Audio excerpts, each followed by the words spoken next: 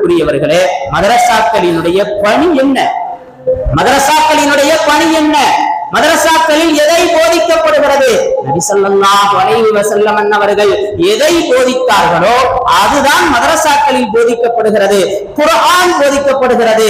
குர்ஆனினுடைய ஒரே ஒரு வசனம் அங்கு என்ன போதிக்கப்படுகிறது என்பதற்கு ஒரு அற்புத அடையாளம். யத்லு அலைஹிம் ஆயாத்திஹி, அல்லாஹ்வுடைய அந்த வசனங்களை ஓதி தரப்படுகிறது. குர்ஆன் ஓதி தரப்படுகிறது. கிதாபுகள் கற்றுத்தரப்படுகிறது.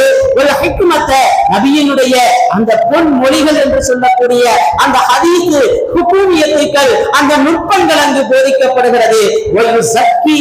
இன்னும் உள்ளத்தை பரிசுத்தப்படுத்தக்கூடிய ஆன்மீக சூஃபித்துவ கருத்துக்கள் எல்லாம் மதரசாக்களில் போதிக்கப்படுகிறது. இப்ப மதரசாக்கள்ல குர்ஆன் ஓதி தரப்படுகிறது, கிதாபுகள் பயிற்றுவிக்கப்படுகிறது, ஹதீசுகள் பயிற்றுவிக்கப்படுகிறது. மனிதனை புனிதனாக்கக்கூடிய, தஸ்கியத்தினுடைய நஃப்ஸை புனிதப்படுத்தக்கூடிய அந்த அற்புத கருத்துக்கள் எல்லாம் அங்கே சொல்லித் தரப்படுகிறது என்பது கவனிக்கப்பட வேண்டியது. அன்பிற்குரியவர்களே, அல்லாஹ் குர்ஆன்ல சொல்லுவான், இன்னல்லாஹ யஅமுரு பில் அத்லி வல் இஹ்சானி வ ஈதாஇ தில் குர்பா. ஒவ்வொரு ஜும்மாவுலயும் இமாம் குத்பால ஓதிக்கிட்டே இருக்கிறாங்க.